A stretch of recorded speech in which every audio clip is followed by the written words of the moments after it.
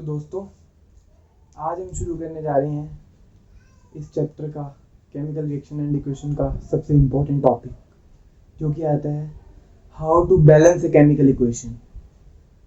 ये बहुत बच्चों को मुश्किल लगता है कि उनसे केमिकल इक्वेशन बैलेंस नहीं होती, इसलिए उन्हें केमिस्ट्री ही मुश्किल लगनी शुरू हो जाती। बट ऐसा नहीं है। आज हम एक बहुत ही आसान तरीके से इक्वेशन को बैलेंस करना सीखेंगे। तो सबसे पहले तो बात करेंगे कि बैलेंस्ड इक्वेशन होती क्या है। बैलेंस्ड केमिकल इक्वेशन होती क्या है, उसके बाद ही सीखोगे ना balancing of A chemical equation. जब आपको पता ही नहीं होगा कि बैलेंस होती क्या है तो कैसे सीखोगे। तो बैलेंस्ड केमिकल इक्वेशन हम उसे बोलते हैं, सपोज कोई आइटम है, सपोज रिएक्टेंट में हाइड्रोजन है, सपोज दो हाइड्रोजन है यानी कि H2 है, दो हाइड्रोजन के आइटम्स हैं, तो प्रोडक्ट्स में भी हाइड्रोजन का नंबर 2 ही होना चाहिए, उसे हम बोलेंगे बैलेंस्ड केमिकल इक्वेशन। ये कितने के लिए भी हो सकते हैं, हाइड्रोजन प्लस कार्बन है उसमें भी होगा, यानी कि जैसे H2 प्लस C है तो वो CH2 की जगह CH4 ही बनेगा। तो इस तरह से ये होता है balance chemical equation. Balance chemical equation आपका क्या होता है, जब आपके रिएक्टेंट्स और प्रोडक्ट्स में किसी पर्टिकुलर एलिमेंट के एटम के नंबर सेम होते हैं, यानी कि जितने हाइड्रोजन आपके रिएक्टेंट्स में उतने प्रोडक्ट्स में हो, जितने कार्बन आपके रिएक्टेंट्स में उतने ही प्रोडक्ट्स में हो। और कोई एग्जांपल ले लीजिए, जितना जिंक आपका रिएक्टेंट्स में उतना प्रोडक्ट्स में हो, जितना आयरन आपका रिएक्टेंट्स में उतना ही प्रोडक्ट्स में। तो आइए एक बार इसकी डेफिनेशन देखते हैं क्या होती है।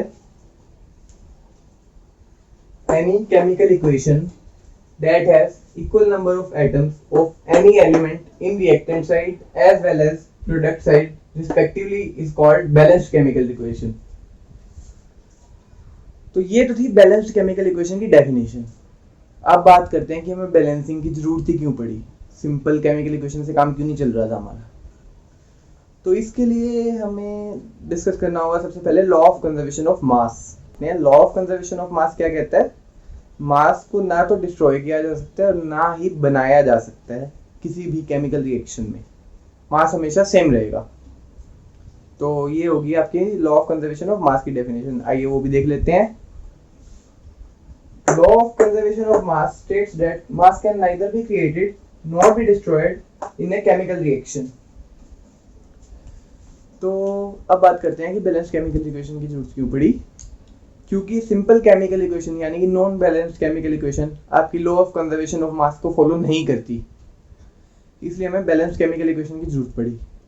आइए अब देखते हैं पहले तो बैलेंस्ड केमिकल इक्वेशन के कुछ छोटा सा एग्जांपल, जिससे आपको पता लग जाए कि बैलेंस और नॉन बैलेंस में फर्क कैसे होता है, और फिर हम बढ़ेंगे कि बैलेंस करते कैसे हैं इक्वेशन को, जो सबसे इंपॉर्टेंट टॉपिक है। तो दोस्तों, ये वीडियो लास्ट तक जरूर देखना, क्योंकि ये टॉपिक आपके आगे बहुत काम आने वाला है। अब देखिए, ये है आपकी बैलेंस्ड केमिकल इक्वेशन। यहाँ एक कार्बन है, यहाँ भी एक कार्बन है, रिएक्टेंट में एक कार्बन है, प्रोडक्ट में भी एक कार्बन है, और ऑक्सीजन 2 है रिएक्टेंट में, प्रोडक्ट में भी 2 है। तो ये आपकी बैलेंस्ड केमिकल इक्वेशन है। और अब ये देखिए, यहाँ हाइड्रोजन रिएक्टेंट्स में 2 है, प्रोडक्ट में 2 है, बट यहाँ ऑक्सीजन रिएक्टेंट में 2 है, प्रोडक्ट में 1 ही है। तो ये है आपकी सिंपल केमिकल इक्वेशन यानी कि अनबैलेंस्ड केमिकल इक्वेशन। तो ये law of conservation of mass को फॉलो नहीं करती, क्योंकि इसके हिसाब से तो एक ऑक्सीजन कहाँ गया, यहाँ एक ऑक्सीजन कम है ना, इसका मतलब एक ऑक्सीजन डिस्ट्रॉय हो गया। तो ये होती है आपकी अनबैलेंस्ड केमिकल इक्वेशन। अब इसको अगर हमें बैलेंस करना है तो मैं आपको अभी एग्जांपल दे देता हूँ। अभी मैं आपको बैलेंसिंग नहीं बता रहा, अभी बता रहा हूँ कि बैलेंस कैसे है। तो देखिए, यहाँ हो गई 4, यहाँ भी होगी 4, और यहाँ हो गया 2 ऑक्सीजन, और यहाँ हो गया 2 ऑक्सीजन। तो अब आगे बढ़ते हैं दोस्तों, how to balance chemical equation पे। तो दोस्तों, अब हम पढ़ेंगे केमिकल इक्वेशन को बैलेंस करने का तरीका। ये बहुत ही इंपॉर्टेंट टॉपिक है, ध्यान रखना, अच्छे से समझना, और आपको अच्छे से समझ में भी आएगा, क्योंकि बहुत ही आसान है। ऐसा नहीं है कोई मुश्किल टॉपिक है, लेकिन इंपॉर्टेंट है। तो सबसे पहले हम एक अनबैलेंस्ड केमिकल इक्वेशन लिख लेते हैं। तो दोस्तों, ये है एक अनबैलेंस्ड केमिकल इक्वेशन। अब सबसे पहले तो आप एक चीज समझ लीजिए, अगर मैं यहाँ पे कोई इंटीजर लगाता हूँ तो वो इससे भी मल्टीप्लाई होगा और इससे भी मल्टीप्लाई होगा। यहाँ कोई इंटीजर लगाता हूँ तो वो इससे भी मल्टीप्लाई होगा और इससे भी मल्टीप्लाई होगा। ये ऐसा नहीं है कि मैंने यहाँ इंटीजर लगाया तो वो सिर्फ कार्बन से मल्टीप्लाई होगा। तो अगर आपको इतनी चीज समझ में आ गई हो तो अब आप बैलेंसिंग बहुत ही आसानी से सीख जाएंगे। तो बैलेंसिंग का फर्स्ट स्टेप आता है, सबसे पहले तो जो जो आपके पास रिएक्टेंट्स और प्रोडक्ट्स में एलिमेंट्स है ना उनको लिख लीजिए। जैसे कि यहां मैं लिख रहा हूं रिएक्टेंट्स और यहां लिख रहे हैं हम प्रोडक्ट्स। ये याद रखिएगा कि रिएक्टेंट्स और प्रोडक्ट्स में हमें एलिमेंट का नंबर सेम करना है ताकि वो law of conservation of mass को फॉलो कर सके। तो आइए देखते हैं। सबसे पहले यहाँ पे आपके पास कार्बन है, हाइड्रोजन है और ऑक्सीजन है। यहाँ भी आपके पास कार्बन है, हाइड्रोजन है और ऑक्सीजन है।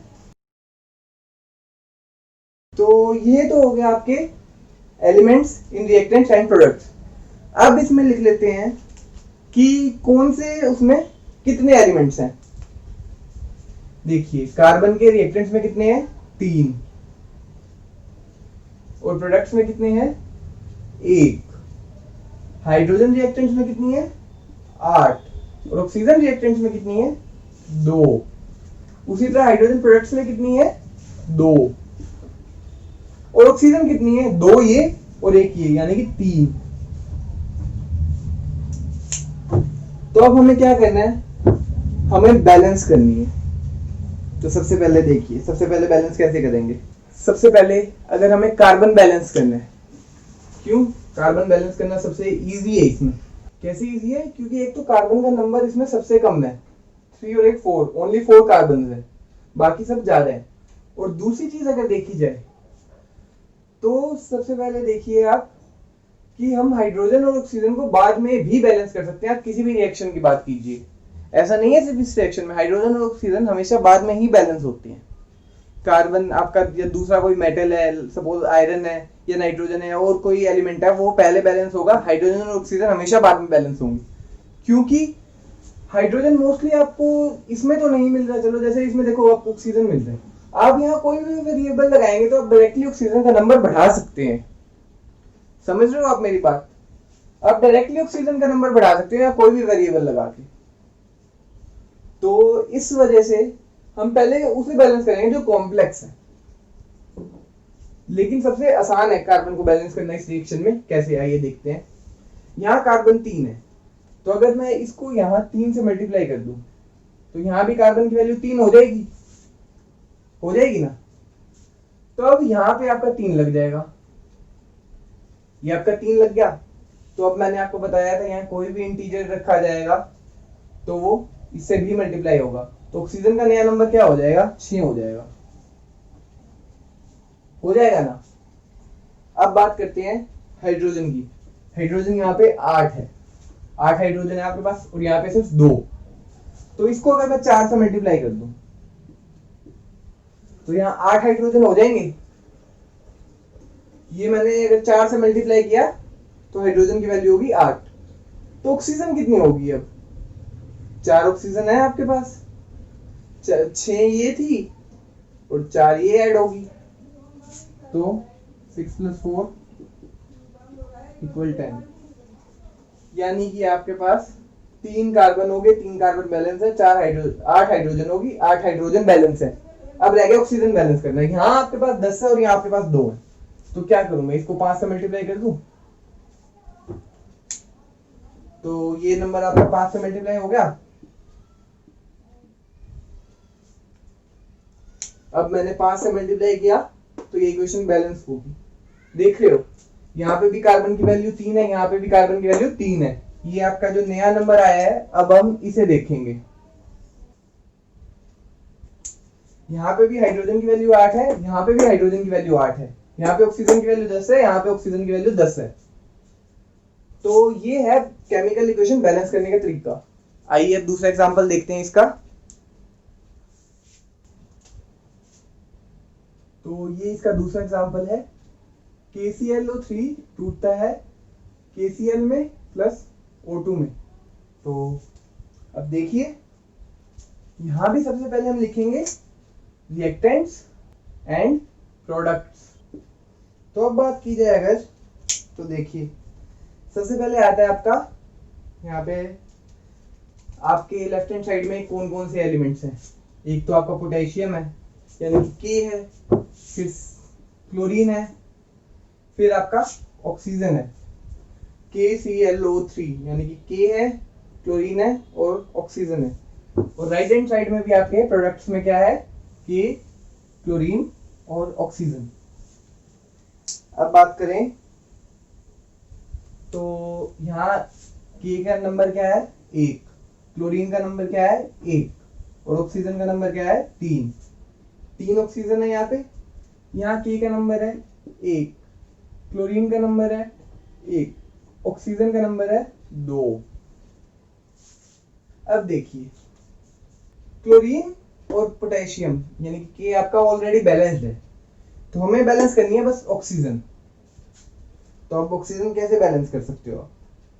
तो अब जब दो ऐसे नंबर्स हैं जो आपस में मल्टीपल नहीं है, ये सेम आपका एलसीएम वाला ट्रिक है, तो अब आप इनका एलसीएम लेंगे तो 6 आएगा, तो दोनों तरफ 6 बनाना है आपको।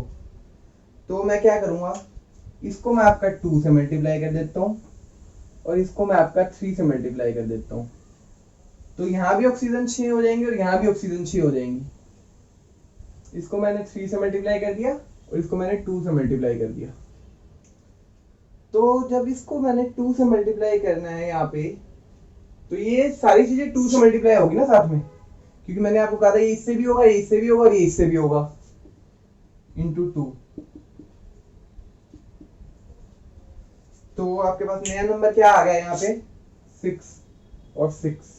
ये आपकी ऑक्सीजन तो होगी बैलेंस।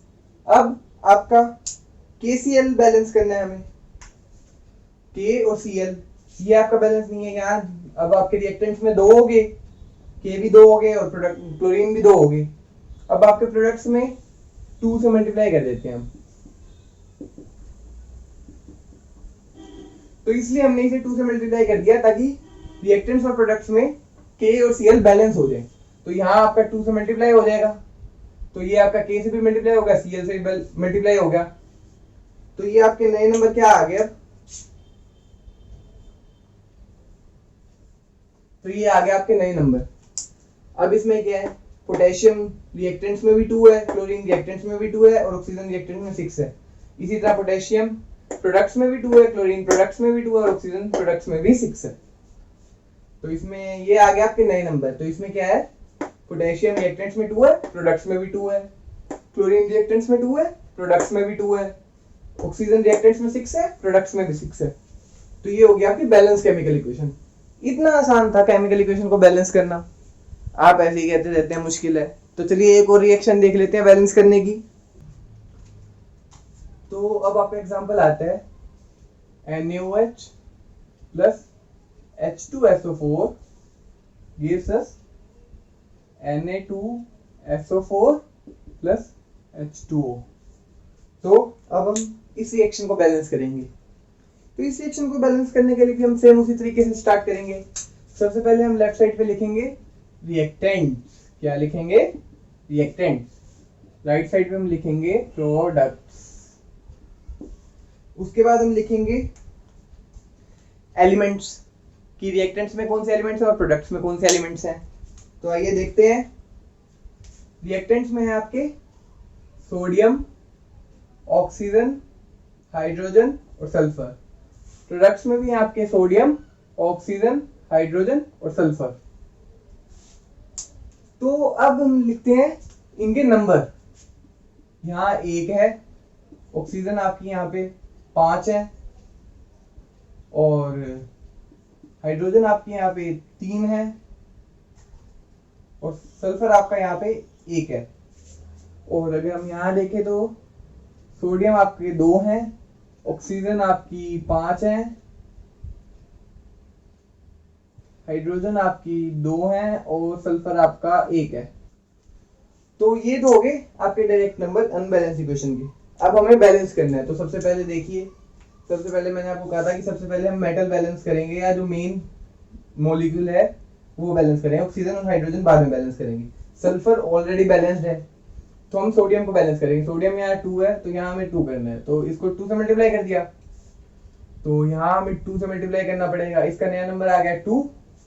तो अब देखिए यहाँ ऑक्सीजन का नया नंबर क्या बन जाएगा, ऑक्सीजन 2 से मल्टीप्लाई होगी, 4 यहाँ थी, तो नया नंबर यहाँ 5 से बन जाएगा 6। 5 से बन गया नया नंबर 6 होगी आपकी। और क्या चेंज हुआ है, और चेंज हुआ है हाइड्रोजन। हाइड्रोजन कितने हो गए, हाइड्रोजन आपके हो गए यहाँ पे 4। तो 4 हो गए यहाँ पे आपके हाइड्रोजन, 6 होगी आपकी ऑक्सीजन, और आपका सल्फर एक का एक ही है। तो अब देखिए ये आ गया आपके नए नंबर। तो अब आपका सोडियम तो बैलेंस हो गया। अब हमें बैलेंस करना है यहाँ पे ऑक्सीजन और हाइड्रोजन को। तो हाइड्रोजन को बैलेंस करने के लिए मैं इसको 2 से मल्टीप्लाई कर दूं डायरेक्ट। इसको 2 से मल्टीप्लाई किया हमने, तो यहाँ मैंने 2 से मल्टीप्लाई कर दिया, तो ये नया नंबर आ गया हाइड्रोजन का 4, और ऑक्सीजन 2 होगी यहाँ पे, तो 4 ये थी, तो ये भी होगी आपकी 6। तो ये बैलेंस हो गया। दोस्तों एक चीज का ध्यान रखना, आपको कई बार देखना पड़ेगा आप कहीं ऑक्सीजन पहले क्यों नहीं बैलेंस की। अगर मैं ऑक्सीजन पहले बैलेंस करने की कोशिश करता तो वो चीज बहुत कॉम्प्लिकेटेड हो जाती, समझ रहे हो, थोड़ा सा आपको भी देखना पड़ेगा।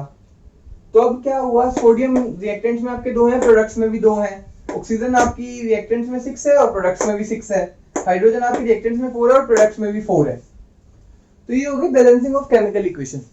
तो आपको ध्यान से करना है, जब तक आप इसकी प्रैक्टिस नहीं करेंगे ना, आप समझ नहीं पाएंगे कि मैंने हाइड्रोजन को क्यों पहले बैलेंस किया। ये प्रैक्टिस की बात है, ऐसा नहीं है कि इसका कोई हार्ड एंड फास्ट रूल है। लेकिन एक चीज का और ध्यान रखिएगा कि हमेशा आपको छोटे से छोटे इंटीजर से बैलेंस करना है।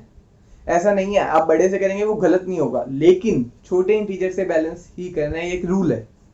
बड़े इंटीजर से हम बैलेंस कर सकते हैं, लेकिन जब आप फ्यूचर में जाएंगे, केमिस्ट्री लैब में जाएंगे, तो आप रिएक्टेंट्स जब रिएक्शन करेंगे तो केमिकल्स बहुत महंगे आते हैं। तो छोटे से छोटी अमाउंट से हम रिएक्शन करते हैं। इवन ये तो कुछ भी नहीं है, या तो हम डायरेक्ट इंटीजर से बैलेंस कर रहे हैं, जब हम रिएक्शन करते हैं तो 0.1 ग्राम से भी रिएक्ट करवाते हैं। हमने किया है इसलिए हमें पता है, इसलिए आपको कह रहा हूँ छोटे से इंटीजर से बैलेंस करना सीखिए। आप बड़े इंटीजर से इजीली बैलेंस कर लेंगे, लेकिन जब आप प्रैक्टिस करेंगे तो आप छोटे इंटीजर से भी बैलेंस करना सीख जाएंगे।